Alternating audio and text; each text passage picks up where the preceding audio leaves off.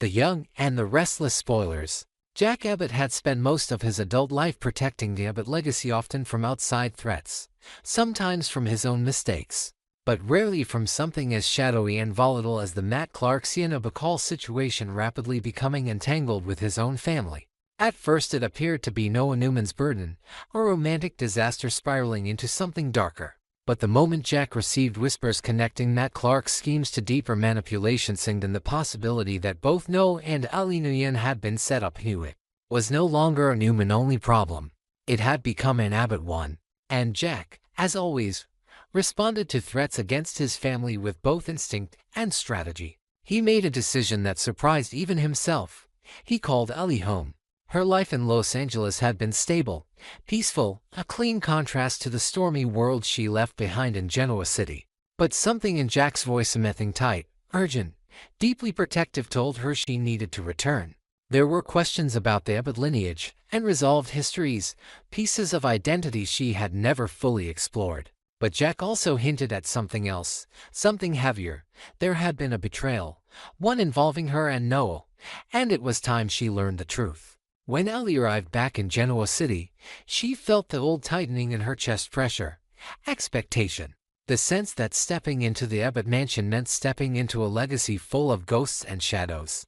But she also felt a deeper instinct pulling her forward, the need to understand, to reclaim her narrative, to confront what had been done to her. She hadn't fully known why Noah had drifted from her in those final weeks before they broke apart, or why she constantly felt like an outsider in her own relationship. Now, with clarity settling like a cold dawn, she realized she and Noah had been manipulated carefully, deliberately, cruelly. Sienna and Matt had set the trap. Not by accident, not by coincidence, but by design. The more Allie thought about it, the more she replayed moments she once dismissed as emotional distance or miscommunications Noah never received, invitations she never saw, rumors that shouldn't have existed unless someone had planted them. She saw now how expertly the wedge had been driven between them, and the realization wounded her more deeply than the breakup itself. She had believed Noah had simply fallen out of love with her. Instead, he had been pulled into a web spun by two people who thrived on manipulation. Everyone had expected Noah and Allie to marry one day. Even the Newmans and Abbotts, who rarely agreed on anything, quietly believed the couple represented a rare bright spot, stability, sincerity, something pure amid the chaos of Genoa City. Their love had felt fated, almost inevitable, which was why the collapse of their relationship had stunned everyone, not with drama, not with betrayal, but with a quiet unraveling no one could fully explain. Now Allie knew the explanation, and she was not going to let it stand. Her determination sharpened, and she sought every piece of evidence she could find, digging into Sienna's life with the precision of someone tired of being blindsided. She found inconsistencies in Sienna's stories, contradictions in her timeline, and explained gaps in her history with Matt. But then something extraordinary happened, almost by accident. She managed to unlock Sienna's personal journal, a collection of digital notes and private entries that revealed far more than Sienna ever meant the world to see. And it wasn't just about Sienna. It was about Matt. And it was monstrous. Inside the journal, Allie found a detailed account of transactions tied to Matt Clark, illegal deals, coded communications, financial transfers routed through shell companies, and plans for manipulation so elaborate they read like blueprints of psychological warfare. There were references to destabilizing Noah emotionally, mentions of fracturing his romantic ties, and notes about isolating him from predictable support systems. Allie's name appeared more than on sesame items indirectly, sometimes chillingly explicit. But the most devastating revelation was this: Sienna had not been a passive victim. She had helped. Not always willingly, not always proudly, but she had participated. Sienna had lied to Noah about her past, omitted key pieces of truth, and in several instances actively assisted Matt in manipulating Noah's relationships, particularly the one he had with Allie. For a long time, Sienna had allowed Noah to believe she had been the one wronged. But the journal revealed the opposite. She had played a role in destroying what he had with Allie, hoping to draw Noah closer to her once Matt lost interest. When Allie realized this, her breath left her in a rush. Her hands trembled as she scrolled through entry after entry, the weight of the truth sinking into her like ice. Everything she had believed about the breakup, about Noah's fading affection, about her own inadequacy had been a lie. A carefully constructed lie engineered by the people who viewed human emotion as a chessboard. Allie felt rage. Sharp, clean, focused. But behind it was grief. She had truly loved Noah. She believed he had loved her. And now she understood that their love had been dismantled not by fate or incompatibility, but by a calculated strategy born from the darkest depths of manipulation. Now she had a choice. Reveal everything and shatter Noah's heart, or stay silent and let him remain blind to the truth. Allie had never wanted to hurt anyone, especially Noah. But she also couldn't let him continue living inside a lie. The more she thought about the future, the more she knew the truth had to come out, not just for her sake, not just for Noah's, but for Jack's. Matt Clark's involvement with Sienna wasn't just personal. It was a direct threat to the Abbott family. Abbott had already been targeted by Victor's campaign. The last thing Jack needed was a shadow war with Matt Clark unfolding behind his back. Jack, meanwhile, sensed the storm approaching. He had watched Noah become entangled with Sienna, seen the desperation in the young man's defenses, felt the unease growing with every mention of Matt Clark's name. Jack knew danger when it stalked his family. And Matt, with his history of obsession and violence, was not simply dangerous, was catastrophic. Jack understood that Sienna and Matt were not just emotional threats. They were tactical ones. Together, they formed a pattern of behavior capable of destabilizing anything or anyone he touched. Jack would not let the Abbott name be destroyed by another madman. With Allie's discovery of the journal, the stakes were now crystal clear. Matt Clark's schemes reached far deeper than a love triangle or a series of emotional manipulations. His plans touched corporate structures, family reputations, and psychological vulnerabilities in ways few people understood. Sienna, once seen as a victim, now stood revealed as both pawn and accomplice. And Noah was standing on a cliff edge, unaware that the ground beneath him was about to give way. When Allie finally lifted her head from the computer screen, she knew what she had to do. She had to tell Jack. She had to tell Noah. She had to stop Matt Clark before his plans consumed another family, hers or anyone else's. But the fallout would be devastating. For Noah, it meant learning that the woman he had defended against his entire family had betrayed him from the beginning. For Sienna, it meant facing consequences she had long avoided by playing fragile, frightened, misunderstood. For Jack, it meant confronting a new enemy while already bracing for Victor's Astrikia 2 front war no CEO should ever face alone. And for Genoa City, it meant the beginning of another storm that would tear through every secret, every lie, every heart tangled in the web that Matt Clark and Sienna Bacall had woven. The truth was coming. And no one, not Noah, not Jack, not Sienna, not even Matt, was prepared for the destruction it would bring. There in the Abbott boardroom was stale, recycled, and thick with the scent of aggressive capitalism.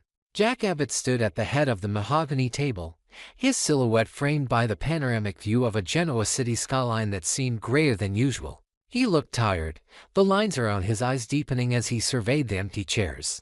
The war with Victor Newman wasn't just a business dispute anymore.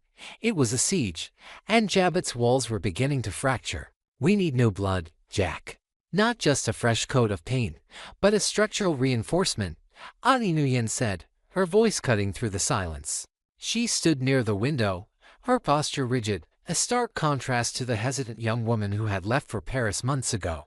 Europe had hardened her, or perhaps it was just the distance from the Abbott-Newman gravity well that had allowed her spine to stiffen. "I didn't bring you back to be a spectator, Allie," Jack replied, offering a weary but genuine smile. "I brought you back because you're the only one who can see the cracks from the outside. Victor is coming for the throat this time. He's leveraging debt we didn't even know we had." Allie turned, her dark eyes flashing with a protective intensity. "Then we restructure. We liquidate the legacy divisions that are bleeding us dry and pivot to the biotech acquisitions in Europe. I have the blueprints drafted, but I need total autonomy on the audit." "You have it," Jack said, exhaling a breath he felt he'd been holding for weeks. "Welcome home, Allie." Later that afternoon, the atmosphere at Society was buzzing, a chaotic symphony of clinking silverware and hushed gossip. Allie sat at a corner table, a tablet propped open in front of her, the blue light illuminating her focused expression. She was reviewing Jabot's latest quarterly losses, but her concentration was shattered by a laugh, a distinct, melodic, yet hollow sound that triggered a sharp pang of déjà vu. She looked up. Across the room, standing near the bar, was a woman with cascading brunette waves and a tailored emerald suit that screamed Beverly Hills money. She was holding court with a few local socialites, her smile dazzling and practiced. Allie froze. The tablet screen went dark as her thumb hovered over the glass. Sienna. It wasn't just a resemblance. The arch of the brow, the way she tilted her head when she feigned interest, it was unmistakable. But here, the whispers around the room called her Sienna Bacall. Allie's mind raced back to a humid night in Los Angeles, 6 months prior. A charity gala for ocean conservation. Noah had dragged her there, trying to make connections for his club venture. Allie had been standing near the cloakroom when she saw this same woman arguing with a donor. Back then, she wasn't Sienna Bacall. She was introduced as Elena Corves, a philanthropic liaison for a shell company that had dissolved 3 days later amidst rumors of embezzled funds and a missing ledger. Elena had vanished into the LA mob before the police could even issue a warrant. And now, Sienna was sipping a martini in Genoa City, less than a mile from the Abbott estate. Allie closed her tablet with a snap. She watched as Sienna placed a hand on the arm of a passing waiter, her charm turning on and off like a light switch.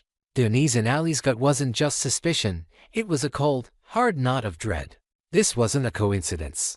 People like that didn't just drift into Genoa City, they were planted. The investigation began in the safety of the Abbott guest house. Allie sat cross-legged on the bed, surrounded by printed screenshots and scribbled notes. She had bypassed Jabot's standard security protocols, using a private server she'd set up in Paris to avoid detection. If Sienna was who Allie thought she was, standard background checks would come up clean. She started with the name Sienna Bacall. On the surface, she was a legitimate businesswoman, a nightclub owner from the West Coast looking to expand into the Midwest. But the digital footprint was too polished. Her social media presence only went back 18 months. Her business license in Wisconsin was filed through a holding company based in the Cayman Islands, Archangel LLC. Allie typed Archangel LLC into the database, cross-referencing it with the names she remembered from the LA scandal. Nothing. She chewed her lip, frustration mounting. Then, she remembered the man Sienna had been arguing with that night in Los Angeles. He had accused her of cooking the books for the ghost. The ghost. Allie's fingers flew across the keyboard. She ran a deep web search for the term in conjunction with Los Angeles financial crimes. A forum thread from a year ago popped up, discussing a money laundering ring that utilized high-end nightclubs as fronts. The ring was allegedly run by a network of silent partners. One name appeared in a buried sub-comment, Mitch. Mitch, Allie whispered. She pulled up the current corporate filings for Sienna's Genoa City ventures.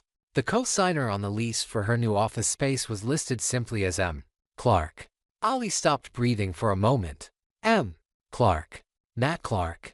The name was a ghost story in Genoa City. A villain from a bygone era, a man her grandfather and Victor Newman spoke of with a mixture of disgust and dark remembrance. He was supposed to be dead, or at least gone forever. But if Mitch was Matt Clark, and Sienna was his front woman, Allie felt a chill that had nothing to do with the air conditioning. This wasn't just financial fraud. This was a vendetta.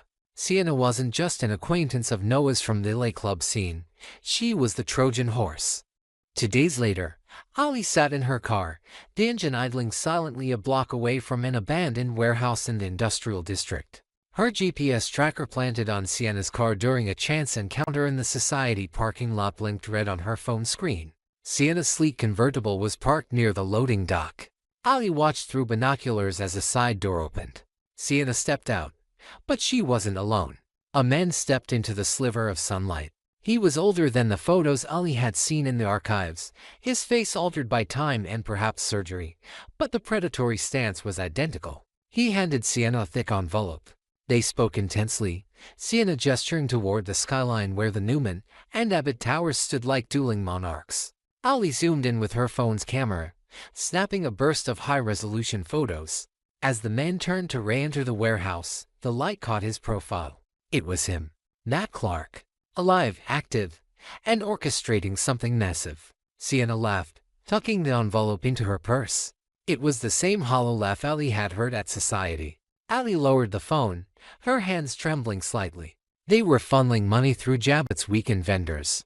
That's why the restructuring was so difficult. The rot wasn't accidental. It was being injected. Sienna was using her friendship with Noah to get close to the Newmans, and her business veneer to infiltrate Jabbat's supply chain. It was a pincer move designed to cripple both families simultaneously. The library at the Newman Ranch was a fortress of solitude, smelling of old leather and expensive scotch. Victor Newman sat behind his desk, his eyes narrowing as Jack Abbott walked in, followed closely by Ellie. "I assume this is important, Jack," Victor rumbled, not rising from his chair. "I do not usually entertain guests who are actively trying to sue me." "Cut the act, Victor," Jack said, his voice grim. "We have a problem that's bigger than your ego or my company." Victor's gaze shifted to Allie. "And who is this?" "The granddaughter. This is the person who just saved both our necks," Jack said, gesturing for Allie to step forward. Allie placed a manila folder on the desk. She didn't flinch under Victor's scrutiny. "Mr. Newman, I know you're busy trying to dismantle my family's legacy, but you might want to look at who is dismantling yours from the inside." Victor opened the folder. He flipped through the photos of Sienna and the man at the warehouse. He paused at the financial flowcharts Allie had mapped out, tracing the funds from Sienna's shell companies directly into the accounts of a Mitch Bacall. "Sienna Bacall," Victor said, the name rolling off his tongue with distaste. "She is an acquaintance of my grandson." "She's a fraud," Allie stated clearly. "I saw her in Los Angeles running a charity scam under the name Elena Corves. But that's small time. The man she's meeting in these photos, that's Matt Clark." Victor's head snapped up. The color drained from his face, replaced instantly by a flush of rage. "Impossible. Matt Clark is dead." "He's very much alive," Allie countered, pointing to the zoomed-in photo of the man's profile. "He's operating under the alias Mitch Bacall. He's Sienna's husband, or partner at Sinclair. But they are using the chaotic Marquette 1U and Jack created with this war to launder fentanyl money and siphon assets from both Jabbat and Newman Enterprises. They're playing you both." Jack looked at the photo, his face pale. "Matt Clark, working with a grifter to take us down while we're busy fighting each other." Victor stood up slowly, the cane in his hand gripping the floor. He walked to the window, looking out at the sprawling ranch. "If this is true, if that monster is back." "He is," Allie said, "and Sienna is his key. She's been gathering intel on Noah, on Nick, on everyone. She knows where the bodies are buried because we've been too busy digging fresh graves for each other to notice her watching." The silence in the room was heavy, the weight of the revelation settling over the 3 generations. "What do you propose?" Victor asked, turning back to face them. The hostility was gone, replaced by the cold calculation of a general facing a new enemy. "We stop the war," Allie said boldly. "Temporarily. We let Sienna believe she's succeeding. I can feed her false data through the Jabbat channels she's compromised. You," she looked at Victor, "need to isolate Noah without tipping her off.